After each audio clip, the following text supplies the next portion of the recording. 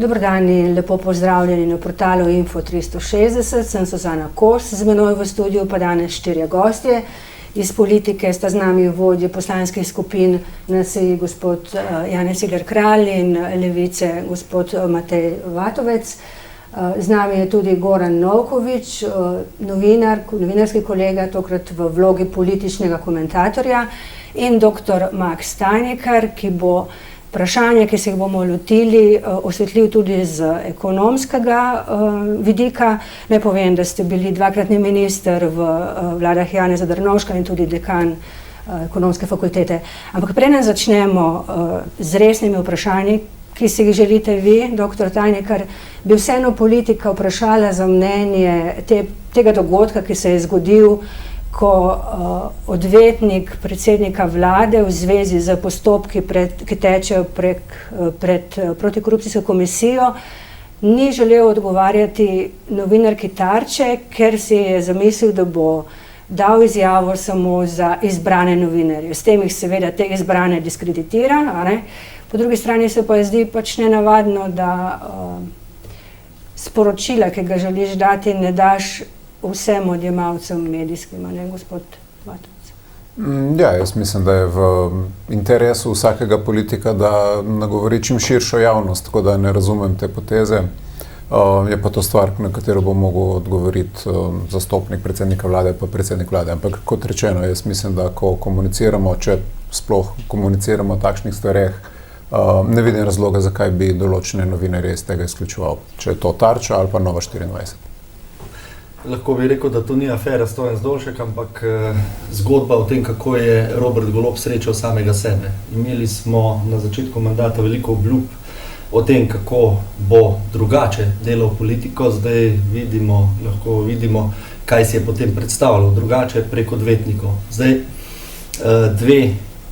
dva problema sta s tem. Prvič, politiki smo v službi ljudi in ljudem tudi odgovarjamo, javnosti.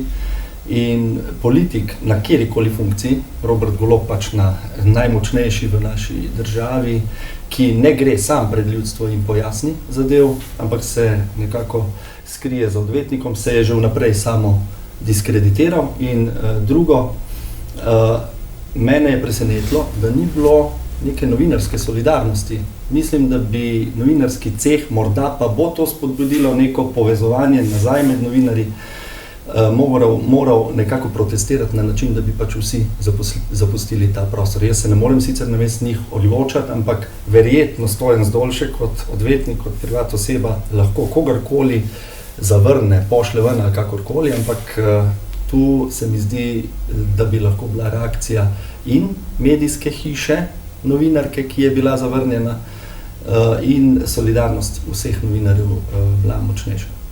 Gospod Novković, mogoče še vam besedo, ampak bi pa za vse v bistvu še vprašala, ali se vam zdi, mi smo na Info 360 poskušali dobiti odgovor na vprašanje, kakšen je odnos med gospodom Robertom Golobom in Stojanom Zdolškom vizavi izdajanja računov. Skratka, zanimalo nas je, če bi nam pokazali, koliko je plačal, če sploh je, gospod predsednik vlade svojemu odvetniku. To nas je zanimalo z vidika transparentnosti in integritete gospoda predsednika vlade v luči tega, da se odvetniški pisarni Stojana Zdolška v času te vlade prihodki iz naslova zastopanja paradržavnih družb kar precej povečujejo.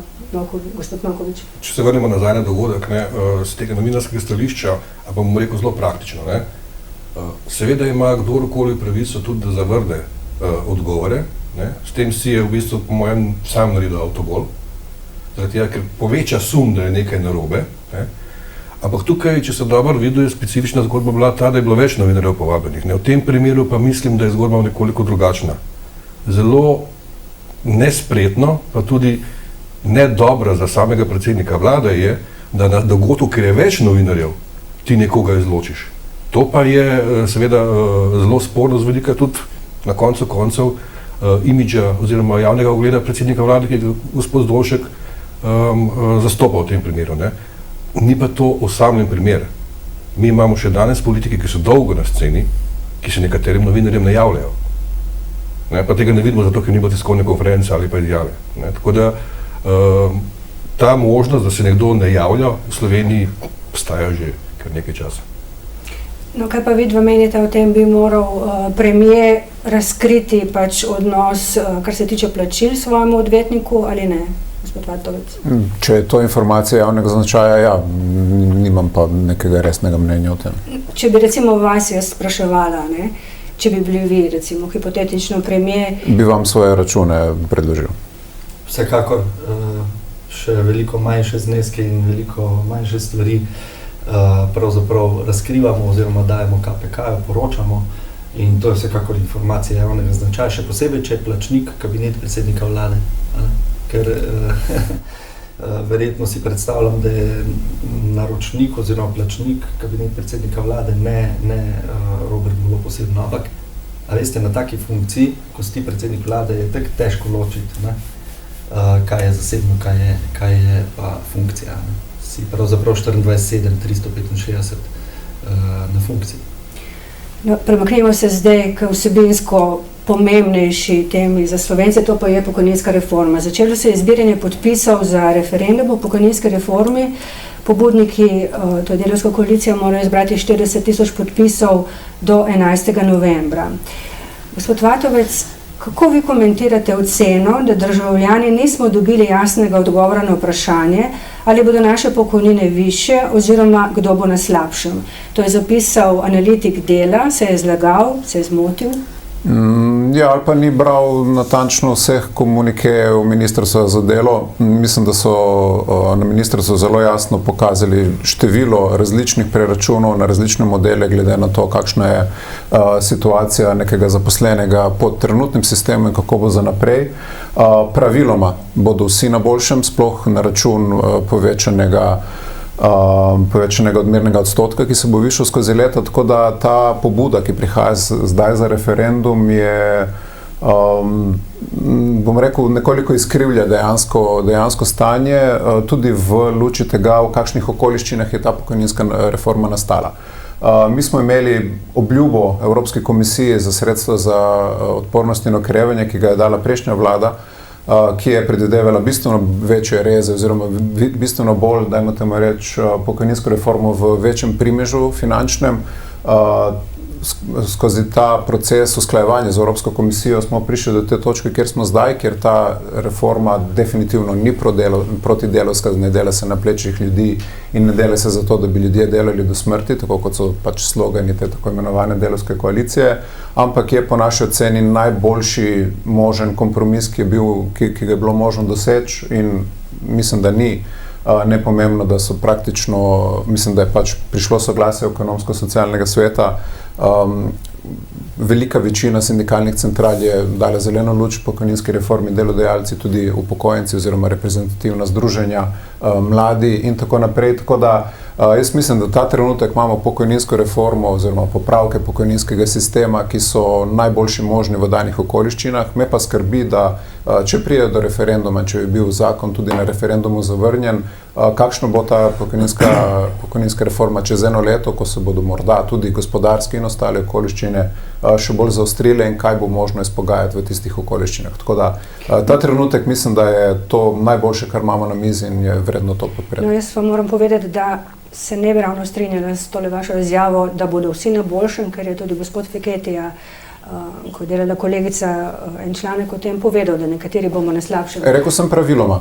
Je pa res, da tisti, ki so trenutno najbolj škodovani zaradi odmernega odstotka, tisti, ki imajo čez svoje delovno obdobje najnižje prejemke, bodo definitivno na boljšem. Glejte, ta popravek pokojninskega sistema je res pravzaprav zakoreninjen, pa se je začel pripravljati že za časa prejšnje vlade, tudi mojega mandata na ministrstvu. In to je dinamičen proces. Čisto normalno je, da so se nasledniki pogajali z Evropsko komisijo in izpogajali pač to, kar je zdaj nekako sprejeto. V Novi Sloveniji imamo 3 glavne očitke ministru oziroma sprejetim popravkom, in sicer, da prvič je minister, to je res njegova odgovornost in to ve, ker sem mu že večkrat rekel, prehitro odstopil v socialnem dialogu od ideje bolj zavezujočega drugega stebra. ob demografiji, ki jo imamo, ob trendih, ob dogajanju na trgu dela in ob vseh ostalih ob globalni sliki nimamo druge možnosti za vzdržne in varne pokojnine na srednji in na dolgi rok, kot pa da kvalitetno vključimo drugi steber. Ne samo pay as you go, torej direktna preplačila v osnovne pokojnine. S tem smo že zamudili dejansko, verjetno kar dolgo časa. Mislim, ampak se reče bolje pozno kot nikoli. In tu mislim, da bi bilo treba več napora v to vložiti. Ob taki politični moči, kot jo ima sedanja koalicija, bi to moralo biti vsekakor bolj zavezujoče in iti bolj v to smer. Pa še nekaj, ljudje se druga stebra bojijo, ker ga zamenjujejo s tretjim stebrom, ki je čisto privat, ki ni garancij in tako naprej. Torej drugi steber bolj močen. Drugič, minister in koalicija je zamudila priložnost, da bi rešila tisto krivico za moške med 2013 in 2022, ki so se po tistem nizkem odstotku 57-25 upokojevali. In pa tretjič, kar je pa morda najbolj pereče, tudi že za sedanje starejše na trgu dela in tiste, ki so se pravkar upokojili, pa da bi uzakonili polni dvojni status. To pomeni ob izpolnitvi polnih pogojev za starostno pokojnino, da se lahko reaktiviraš na trgu dela in ob tem prejemaš polno zasluženo pokojnino, ki si jo pač v 40 ali 40 plus letih nekako pridelal. To so zamujene priložnosti. Še nekaj je težav, ki smo jih izpostavili v politični debati, recimo ta sprememba formule usklajevanja. Zdaj je bila s pogajanji za to, da se je stanovska organizacija starejših upokojencev ZDUS nekako umaknila in utišala. Niso ravno zadovoljni, niso ravno navdušeni, ampak ne bojo pa šli v sodelovanje pri zbiranju podpisov za referendum, torej njih so z podaljšanjem prehodnega obdobja o drugačnem usklajevanju, torej ne bo šlo takoj na 80-20 v tako kratki dobi, kot je bilo mišljeno. Pa še nekaj drugih zadev je, s katerimi smo polemizirali. V globalu smo v Novi Sloveniji, bomo rekli, relativno nezadovoljni sicer z doseženim, ampak tudi mi... To pomeni kaj, da boste pozivali, ne grejo podpisati ljudi? Tudi mi nismo kot stranka se odločili, da bi pozivali ali pristopili k kampanji. Tudi ocenjujem, da bo relativno težko za predlagatelje zbrati že teh prvih, oziroma teh 40,000 podpisov. In tudi težko bo referendum dobiti. Zakaj? Zato, ker je tu zadaj socialni dialog in tu mislim, da je politično minister in koalicija na nek način pokrit. Če tudi ti popravki niso idealni, mislim pa, da so vsaj en korak v nekaterih delih v pravo smer. No, pokojninska reforma se dela za zagotovitev dolgoročne vzdržnosti javnih financ. Pa naj tukaj povem še, v bistvu sem spraševala v SDS, kaj bojo počeli oni, in so rekli, da še nimajo stališča, da se niso še o tem pogovarjali, tako da verjetno se bojo zdržali. Gospod tajnikar, bomo vsi na boljšem, tisti, ki smo na poti v penzijo? Poglejte, jaz bom nekaj povedal, kar se sliši malo nenavadno, ampak v tem trenutku si skoraj nihče od nas, ki tle sedimo, ne zna zračunati pokojnine.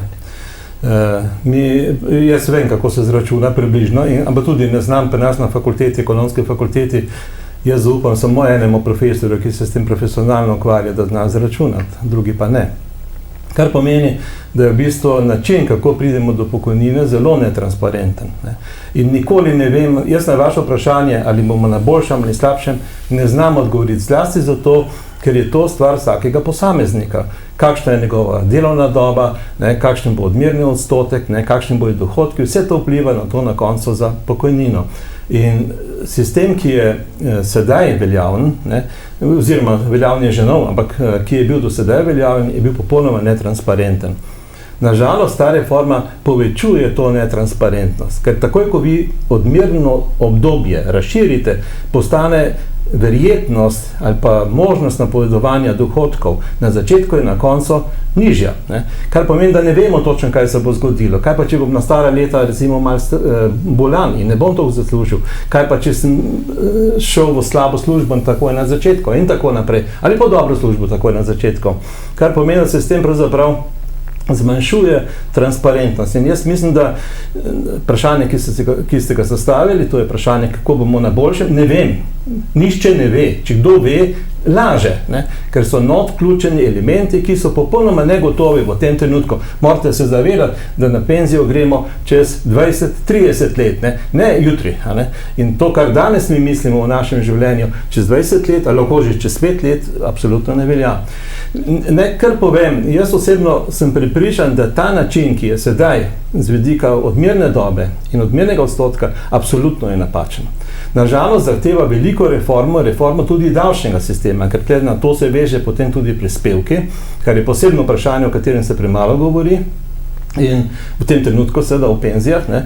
In jaz osebno mislim, bom povedal zelo naravnost, če vi hočete doseči določeno mero solidarnosti, Levica stalno izhaja iz načela solidarnosti, tudi pri penzijah, ne samo v zdravstvu, potem odmerni odstotek ne more biti eden in edini. Odmerni odstotek se mora spreminjati.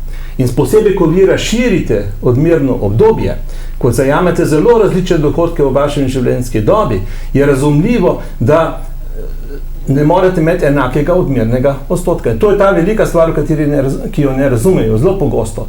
Če imate vi enako odmerni odstotek, samo še to, spostavite sorazmernost med dohodki in penzijami. Mi pa v bistvu te sorazmernosti nočemo in zato imamo cel kup korekcij. Imamo spodnjo mejo, zgornjo kapico, spodnjo kapico, imamo dodatke za zimske, letne in ne vem kaj še vse. Zakaj?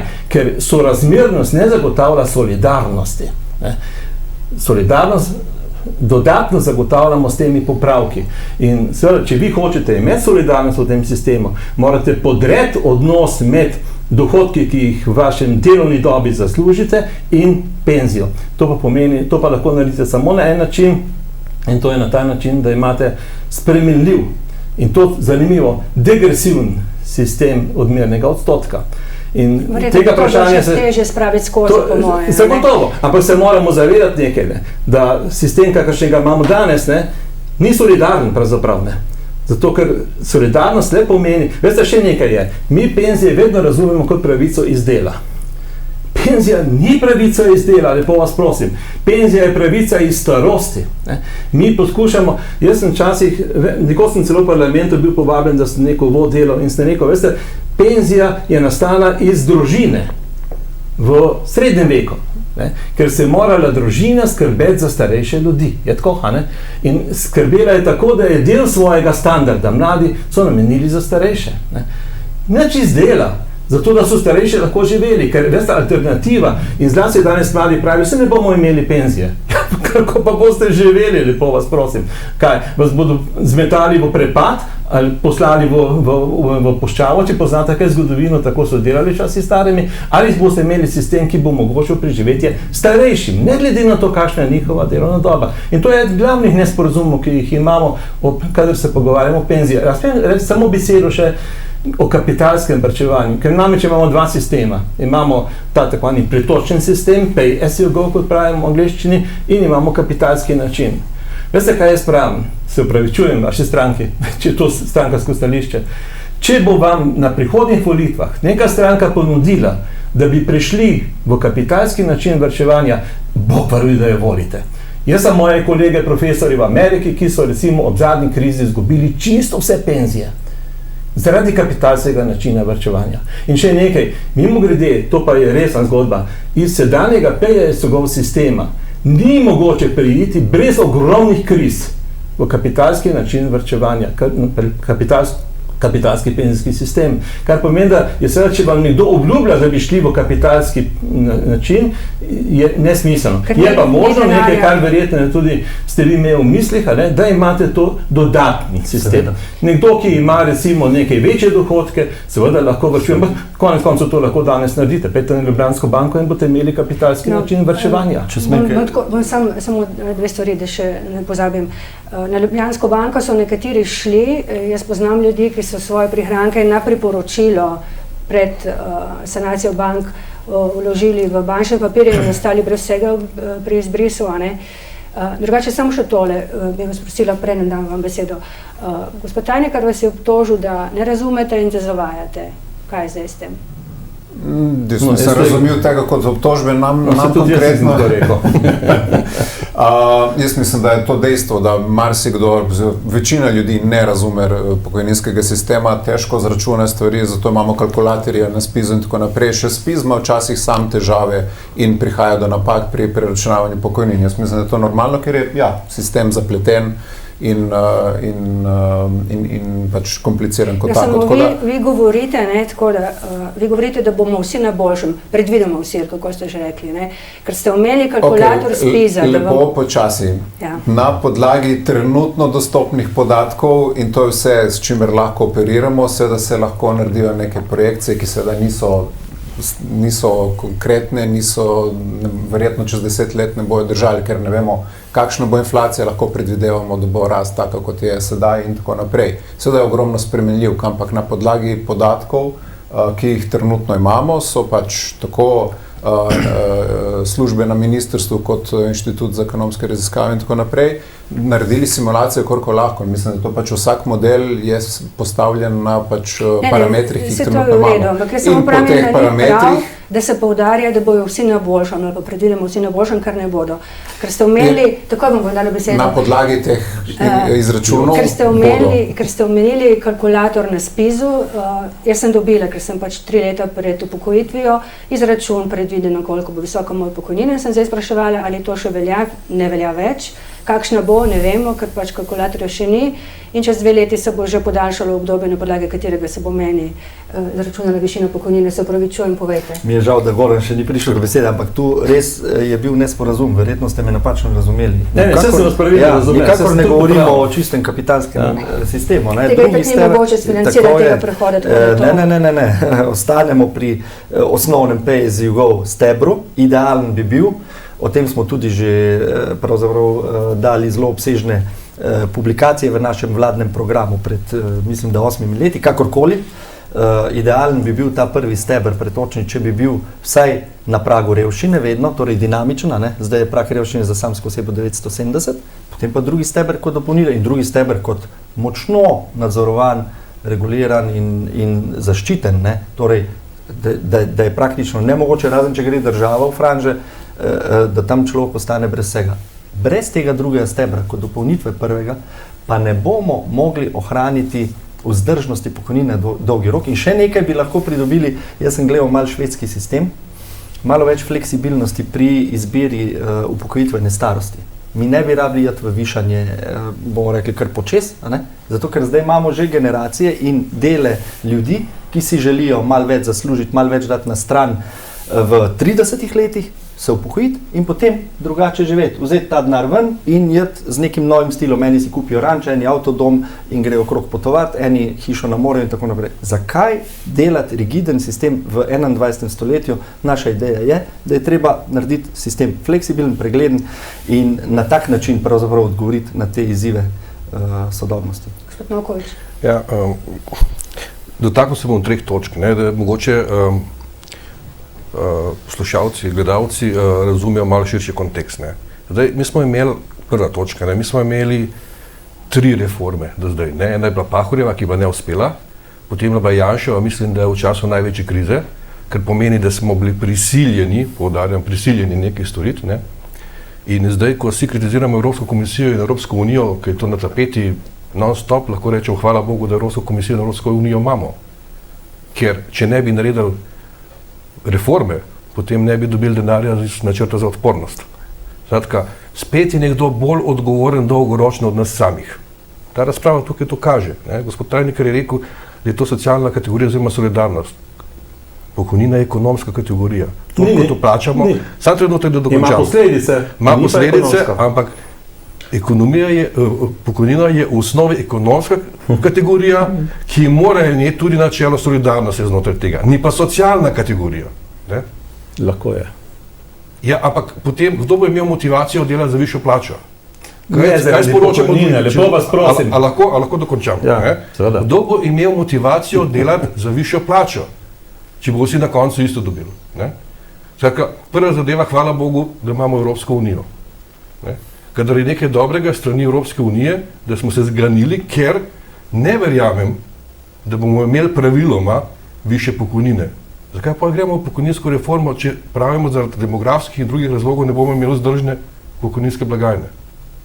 Dejstvo pa je, da če ne bomo naredili reforme, da bomo čez 10-20 let imeli slabše pokojnine, kot bi jih sicer imeli, ker bomo zašli v hudo finančno krizo na tem področju.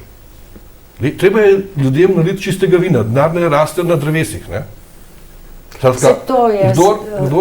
Kdorkoli gre zdaj v referendum, v kampanjo, ali kdorkoli je tiho pri tem, da bo tiho zaradi političnih ali drugih interesov, ta dela slabo uslugo bodočim generacijam, upokojencev in tudi naših otrok.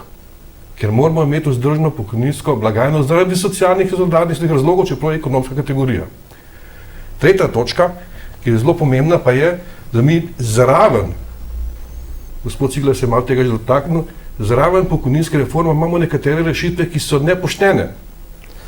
Danes imamo situacijo, da lahko upokojenec dela naprej in dobi samo 40% pokojnine. Ne? Imamo pa zdaj nov predlog, po katerem lahko prostovoljno se odloči nekdo, ki je skupaj z delodajalcem, ki je starejši kot 58 let, da bo delal 80%, 90% plače bo imel, 100% pa bo imel plačenih prispevkov. To pomeni, da bo znotraj podjetja v kolektivu nekateri plačevalci subvencionirali v bistvu prispevke tem ljudem. Je tako. Ne? V praksi pa to pomeni naslednje. Ne? Jaz sem absolutno za to, da kdorkoli po 58 letu ni vitalen, ni zdrav in tako naprej, da mu pomagamo. Ker to je socialni kolektiv. Mi smo družba, ki moramo za te poskrbeti.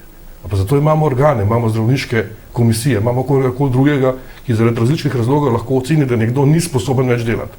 Tem ljudem je treba socialno pomagati. Ampak v praksi se bo zdaj zgodilo to, da bo nekdo, ki dela po upokojitvi, ki je plačeval 40 let prispevke za penzijo, še naprej plačeval prispevkov na daljne plače, država mu pa ukrade 60% penzije, ker lahko dobi samo 40% penzije. In bo na drugi strani nekdo, ki se bo odločil, ki je vitalen, samo za 80% plače, bo imel pa polne prispevke.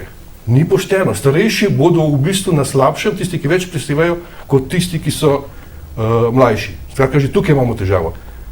Tukaj bi morali v bistvu izenačiti poštene pogoje. Ampak jaz mislim, da je to bazično nerazumevanje našega pokojninskega sistema. To ni varčevanje. Mi, ko plačujemo prispevke, ne varčujemo za svojo penzijo. To, kar jaz plačam od moje plače, ne pomeni, da me čaka tam za naslednjih 40 let in bom potem to vzel ven. Ampak pridobivamo pravico s tem. Mi dobivamo zavarovanje za primer, ko ne morem, nočem ali pa nisem več sposoben delati. In v tem primeru prejmem pokojnino, ki me pač obvaruje do pač smrti. To je pokojninski sistem. To, da imamo mi možnost 40% pokojnine prejemati, kljub temu, da delamo, je neka spodbuda, da ljudje ostanejo v delovnem razmerju. Ne moreš pa ti reči, jaz sem v penziji, bom prejemal 100% penzije, hkrati bom pa še 100% delal. To pač nekako ne gre skupaj z logike sistema. Lahko sam tukaj dopolnjeno se opravičujem. To, kar vi razlagate, je približno tako. Ne?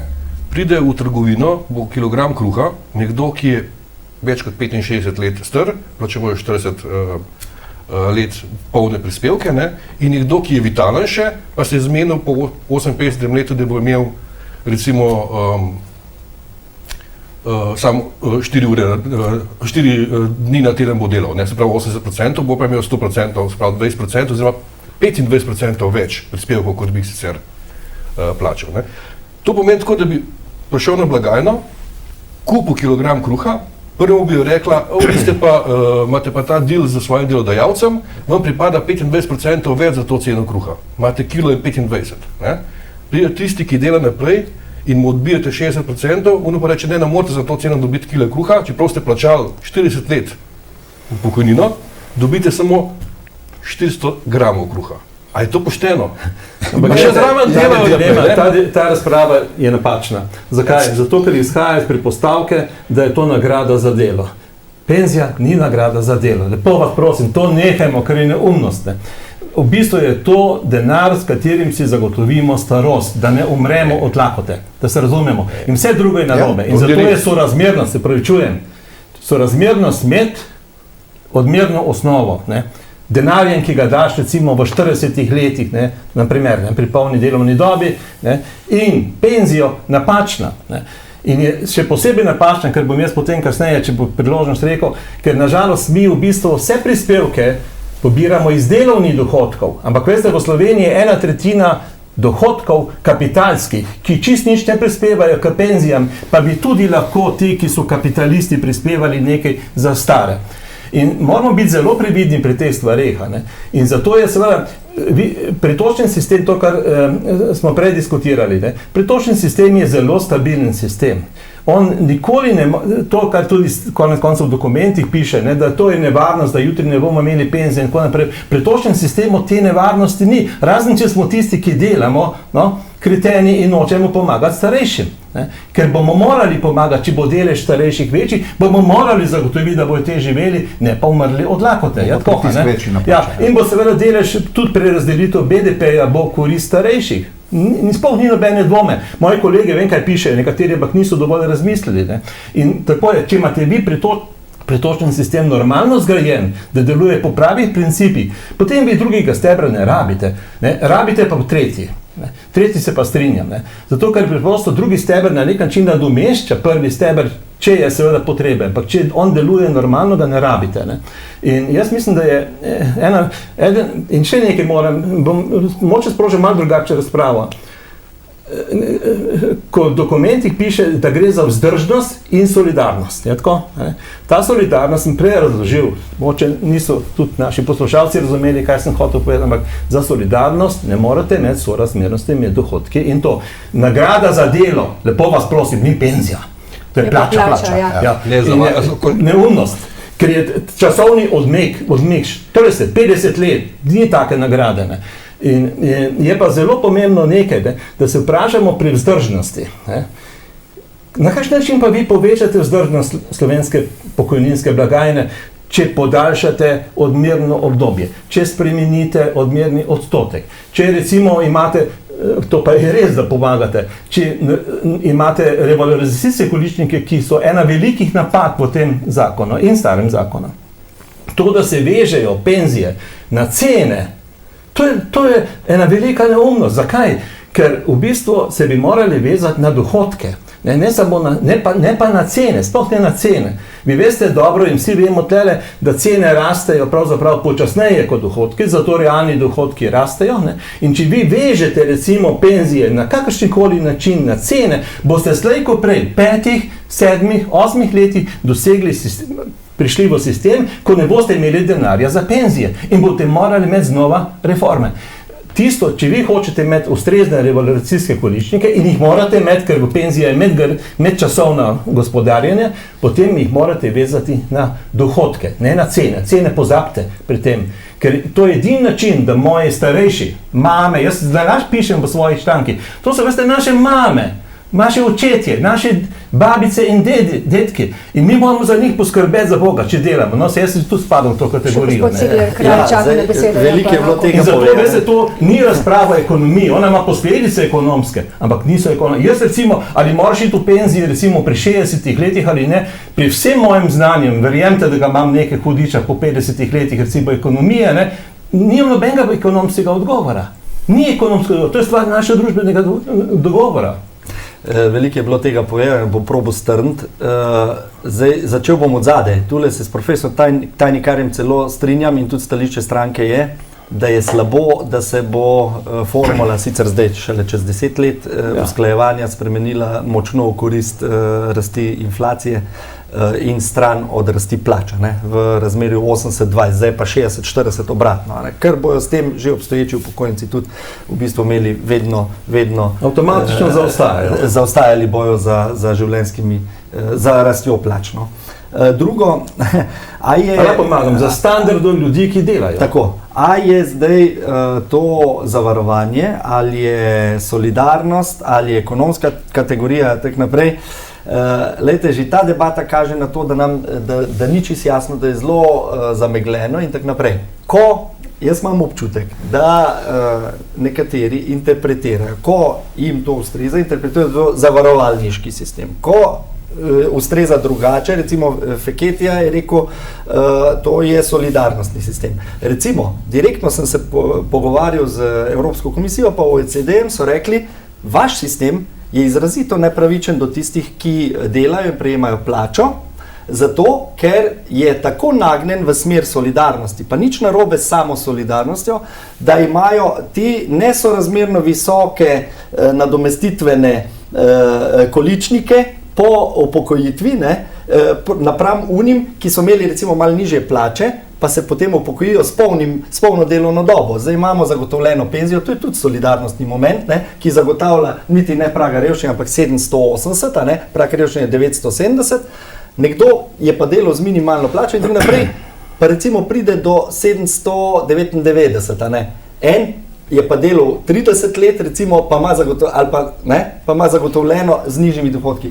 Tule nimamo razčiščenih pojmov, kakorkoli, Bine Kordež je zelo dobro, mislim, da je še to objavljeno na enih portalih, je bilo pa tudi v delu, zelo dobro povedal, a je to zdaj varčevanje za starost, a je to skrb mlajših generacij za starejše. Oboje je, on je dobro povedal.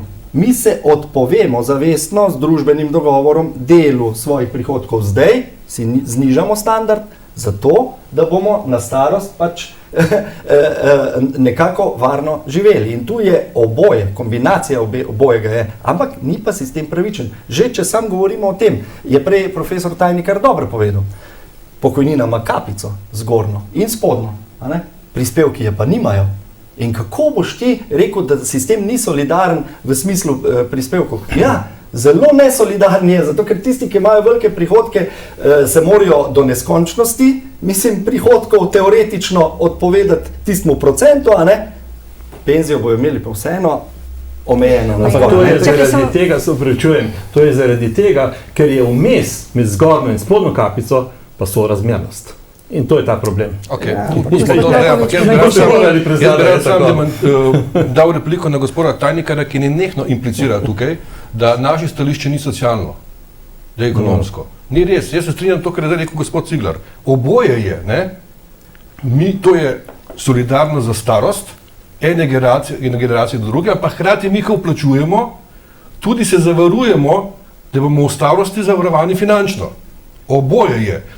Ta debata je podobna debata, ali lahko tako sam dokončam? Ja, debata o prispevkih delodajalcev pa delojemalcev, če se spomnite, ko govorijo, delodajalci plačujejo manj kot delojemalci, ampak skupaj smo pa nadpoprečni in vse gre v isto malho in vse gre iz dveh zornih kotov, iz denarja, ki ga ima podjetje, ali pa če obrnete iz zaslužka, ki so ga vsi v podjetju ustvarjali, se pravi, v bistvu oboje plačujejo delojemalci in delodajalci.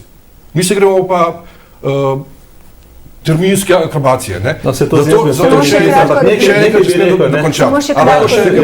Prosim, ne skažite mu beseda. Ne, se pravi čujem. Absolutno zagovarjam tezo, da ljudje morajo tudi sorazmerno dobiti, glede na to, koliko plačujejo pokojnino. Ali na to, koliko časa delajo. Zato mislim, da je prav, da se je doba povečala.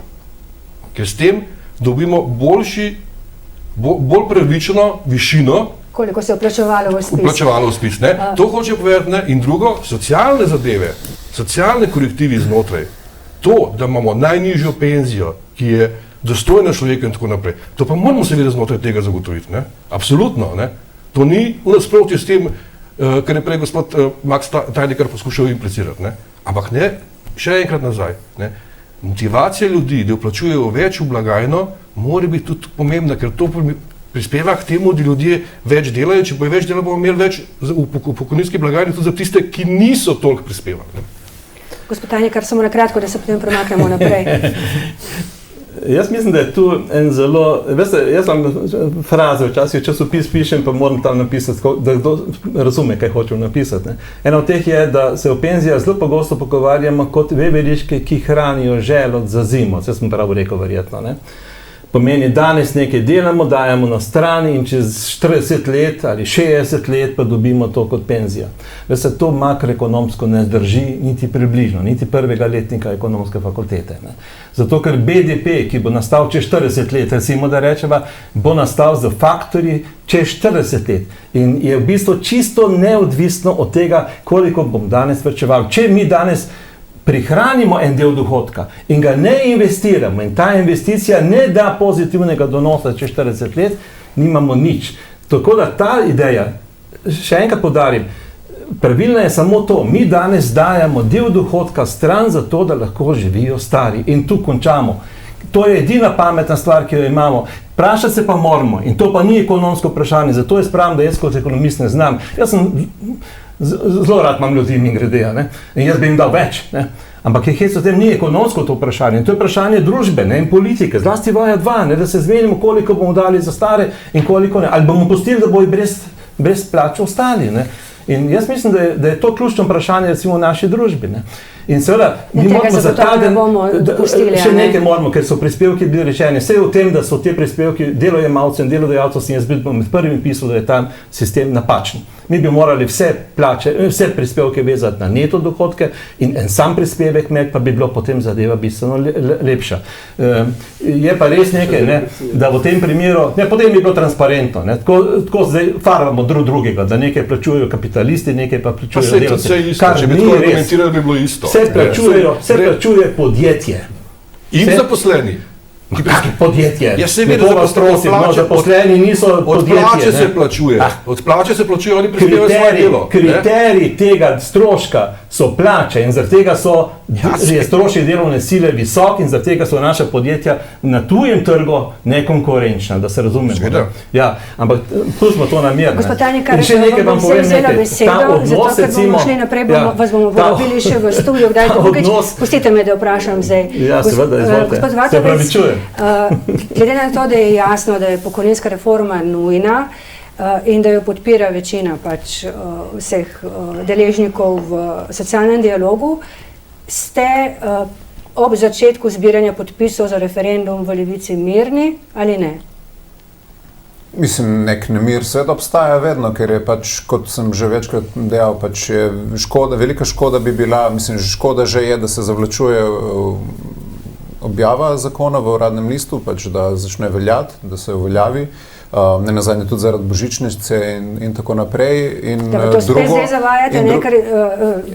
Lahko sem tiho, pa ne rečem nič več. Ne, samo zato, ker so rekli, da lahko pač te nasprotniki oziroma pobudniki referenduma, da pač to ni vezano, se lahko posebej pač sprejme odločitev, da se da božičnica letos. Ja, seveda, se lahko sprejmemo 5 zakonov, pa uvajamo po kosih rešitve iz tega zakona, ampak mislim, da ni to v smislu zakonodaje.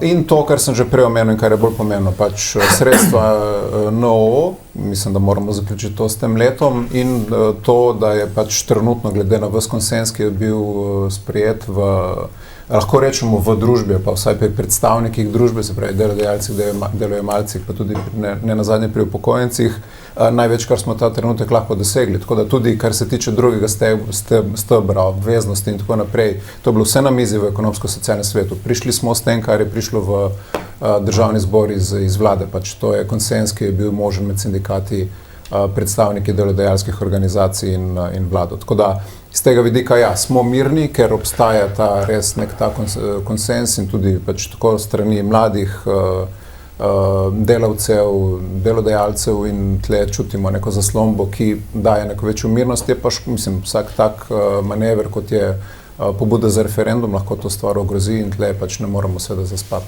No, bom tukaj vprašala še nekaj povezan v povezavi z drugim referendumom, zanj je pa bilo zbranih dovolj podpisov, to pa je referendum o pomoči pri predčasnem končanju življenja.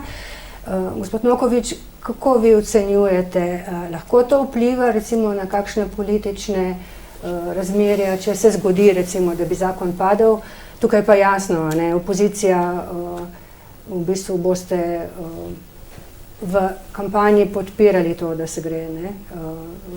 Zdaj vprašanje za me? Najprej za Nokoviča, potem za vas. Vi ste absolutno proti predčasnemu končanju. Na kateri referendum zdaj mislimo? Verjetno referenduma o pokojninski zakonodaji ne bo.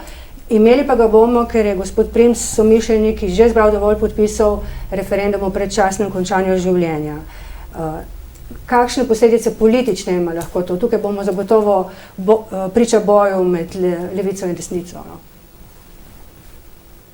Mislim, za predvolilno kampanjo verjetno nekatere razsežnosti lahko ima, ne? Ampak kakšen bo pa izplen, je pa vprašljiv. Saj to smo videli tudi podobno situacijo leta 2008, ko je se je zgodila afera Patria, ne? Večina še vedno misli in predvsem desnica je poskušala takrat in še vedno poskuša govoriti o tem, da je Patria vplivala na izid volitev. Mi smo takrat z Valikonom na žurnalu spremljali situacijo in ta tema je podobna, taka, ki deli. Ne?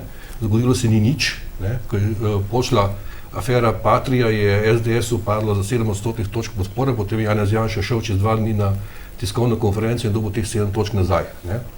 Skratka, pola sta se stabilizirala, sredina se pa ni na to pravzaprav zmenila. Ne? Težava takrat je bila, ker je javnofinančno neodgovorno ravnala Janševa vlada z Virantovo reformo in je to še bolj povzročilo luknje v času krize potem, to je bilo 2008 takoj in nesreča je bila v tem, ker je zgodba zanimiva, ne, da se je to zgodilo, ta sprememba plač v septembra na avgustovske in mnogi, ki so dobili dejansko večjo plačo v javnem sektorju, so pogledali po črto, koliko imajo, pa ker so bili na dopustu in so imeli manjši znesek na koncu zaradi malice in prehrane, so mislili, da imajo manj in v javnosti je zavrelo, da se je plačna reforma odvijala tako, da so ljudje dobili manj kot pa več in zaradi tega je takrat Janez Janša izgubil volitve. Ne? Skratka, hočem povedati, da nekatere... Torej, niso ukradli? Ne. Mi smo takrat gledali iz dneva v dan rejtinge, ne? In točno vemo, da ne.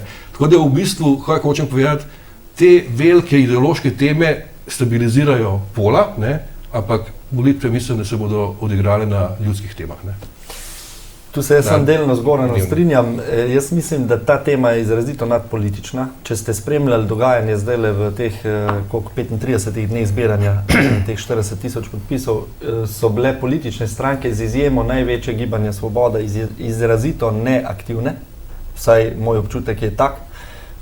To je bila tema, ki je izrazito šla skozi civilno družbo in mislim, da je tudi nemalo levih volivcev ali pa sredinskih, liberalnih, kakorkoli, ki nekako pač tehtajo uzakonjenje te pomoči pri prostovoljnem končanju življenja, pri samomoru, v smislu velikih možnosti sivega polja zlorab, pa možnosti potem tudi strahu pred neko prisilo, nekim občutkom, da si odveč v družbi, morda bi celo se lahko priklopil na to, kar je prej profesor Tajnikar rekel, a ne, kaj bomo s starejšimi naredili. Torej, ni bilo javne razprave o tem, kakšno vlogo, kaj želimo mi starejšim v njihovi jeseni življenja in to je padlo v ta čas. Seveda bo pa zdaj referendum, ki bo kaj je to, manj kot pol leta pred volitvami, ne, bo imel implikacije na politični prostor in na volitve, ne bo pa v smislu rezultata, po moje, toliko vplival.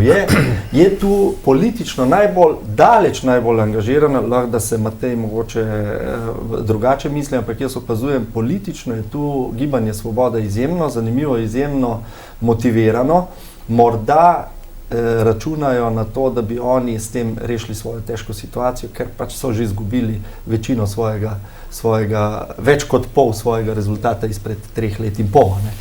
Mislim, drugače, jaz ne vem, če bi se strinjala z vami, da bodo tudi sredinski volivci glasovali tako, kot pravite, glede na to, da smo imeli referendum o evtanaziji. Ne, če smem, spomnimo samo to bom rekel, spomnimo se referendumov recimo o penzijah, teh kulturnih penzijah, spomnite se. Mislim, da je Valikon naredil post-pol, zelo dober post-pol in je ugotovil, da je bilo samo 300 000 glasov desnih volivcev in celih 100 000 glasov, dobrih 100 000 glasov levih volivcev. Spomnimo se civilno-družbenih referendumov o oploditvi samskih žensk pred leti, pa posvojitvi torej možnosti posvojitve otrok v istospolne partnerske zveze.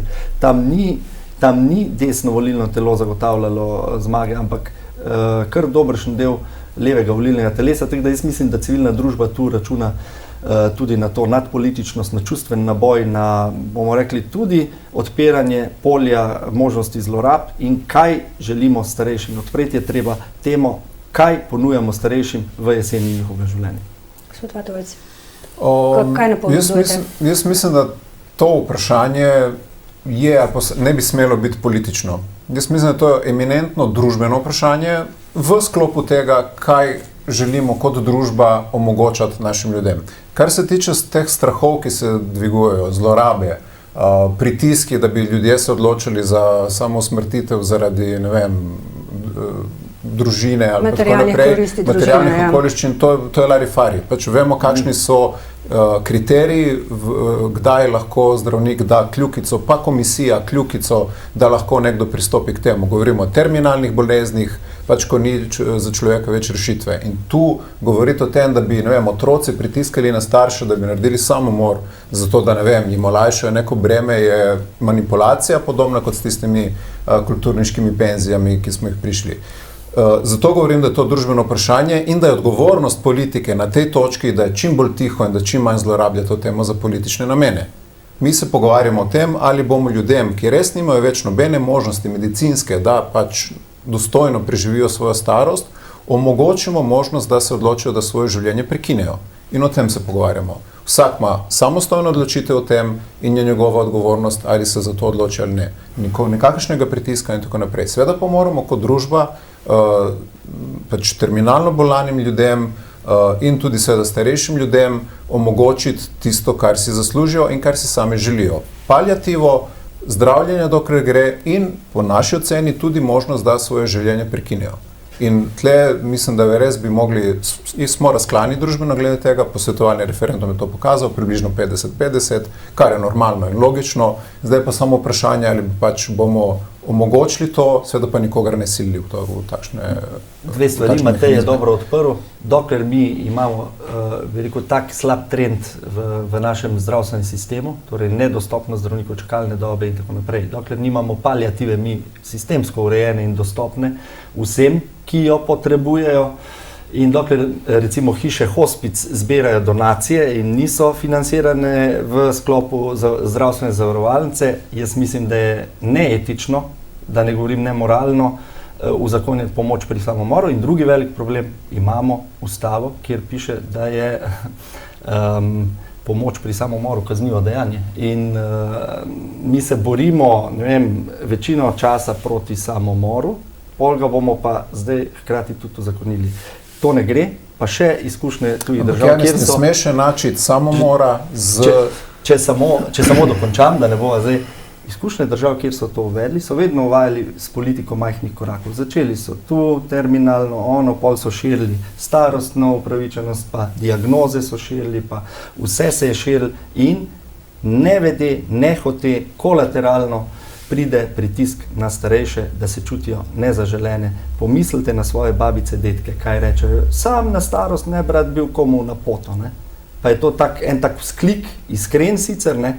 Kar pa ne pomeni, da on želi samomor, ampak takrat bo pa pod pritiskom. Jaz bi se premaknila še nekaj drugi temi, videli bomo, kakšen bo rezultat tega referenduma. Ne? Ker smo rekli, da bomo govorili o javnih financah.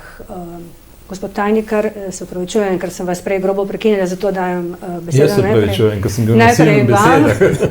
Ma to smo profesorji, se upravičujem. Kakšno je po vašem mnenju stanje javnih financ? Bi moralo ministra za finance boleti glava ali ne? Pa, če lahko še dodam, govorila sem z enim od njegovih predhodnikov, ki mi je rekel, da bi ga moralo skrbeti. Pa povejte. Bi vas bolela glava, če bi bili ministra za finance? Mene boli glava, ampak čisto nekih drugih razlogov. Ko se zniža pritisk, na primer. Ja, verjetno, vreme se menja, pa na jesen je. Ampak jaz bi drugače rekel, proračune morate opazovati ločeno od vsega drugega. Ne? Gre za celo makroekonomsko situacijo, ki je v tem trenutku v Sloveniji, in ta slika jo morate štartati, če hočete se približati dobiti ob koncu Šarčeve vlade, ne?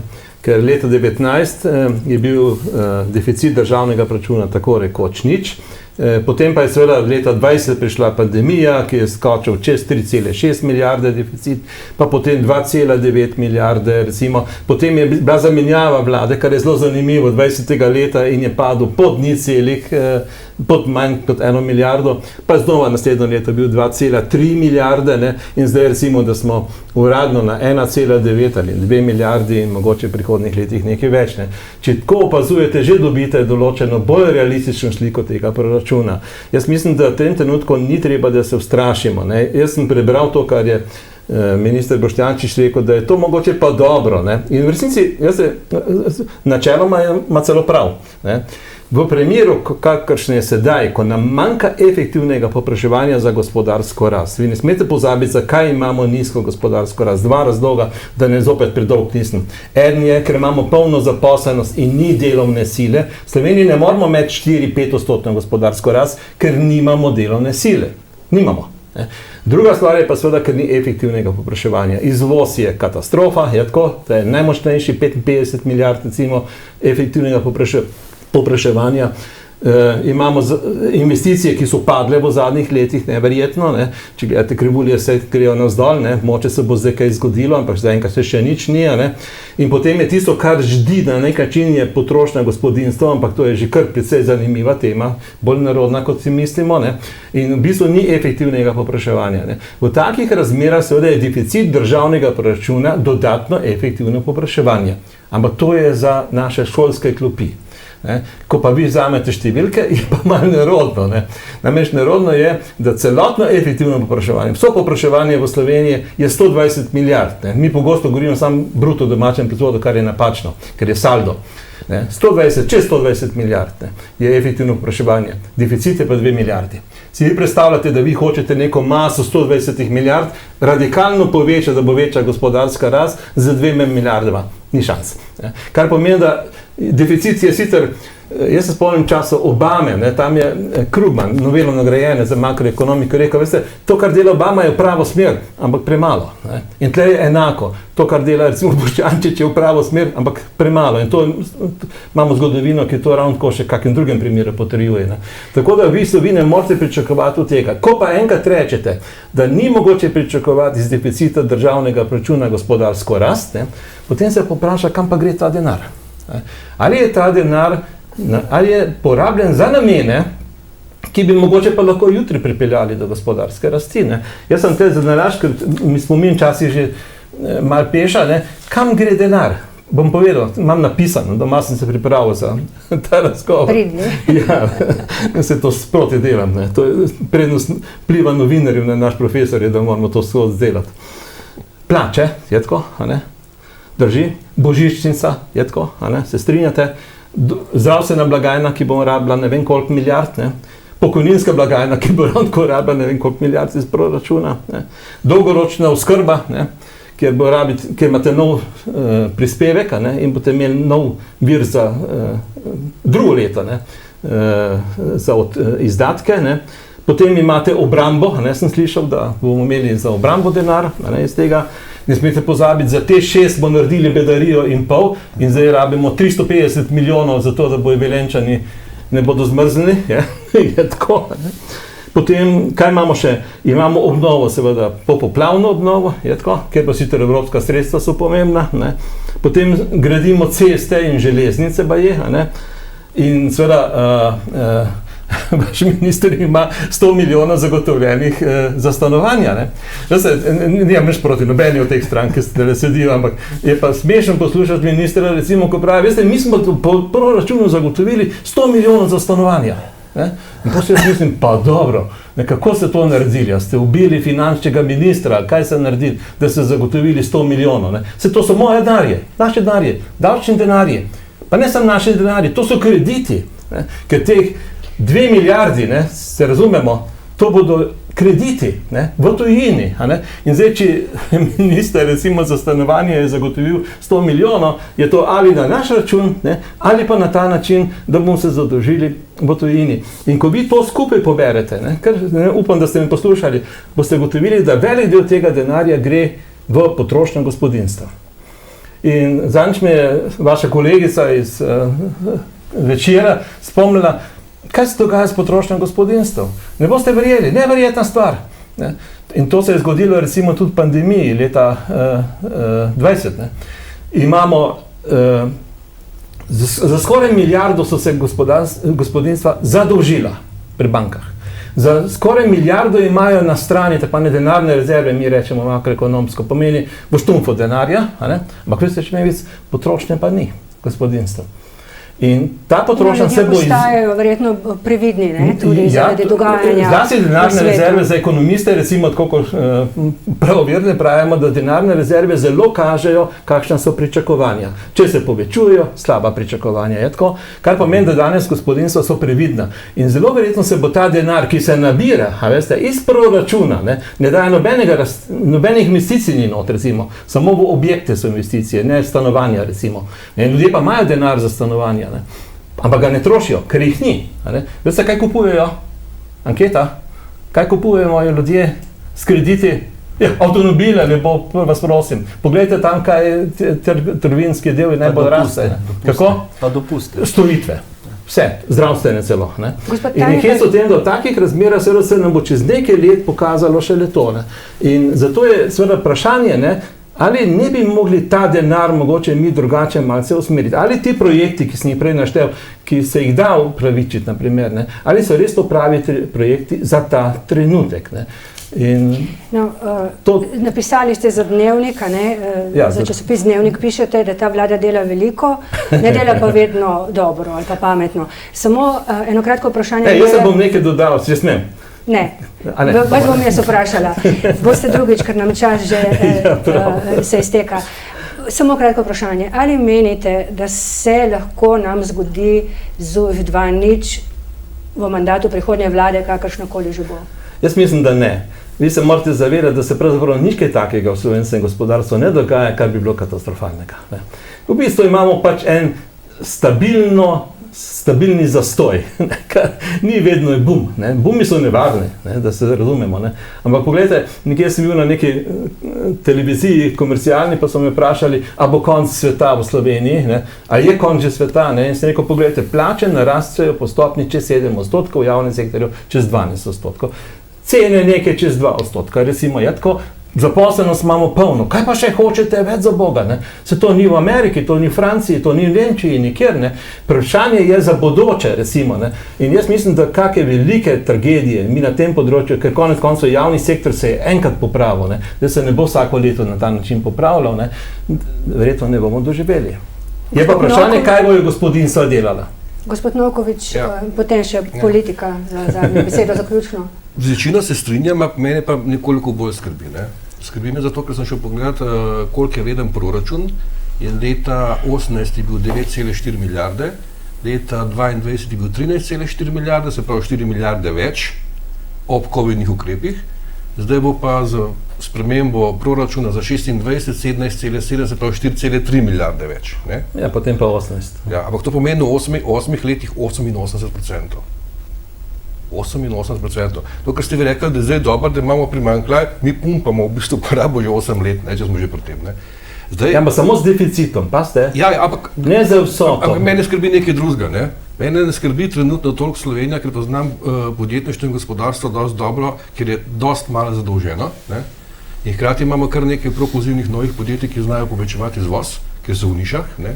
Skrbi me pa javno-finančna politika z vidika tega, da seveda imamo v bistvu večjo zadolženost, glede na BDP kot leta 2008, in hkrati je struktura prihodkov v proračunu in v blagajne takšna, da je nadpovprečno vezana na plače, prihodke od plač. To pa pomeni, da če se geostrateško kaj zalomi in pridemo v tako situacijo kot 2008, smo mi ena najbolj ranljivih držav v Evropski uniji. In pa lahko pride do kakšnega ZUJF-2.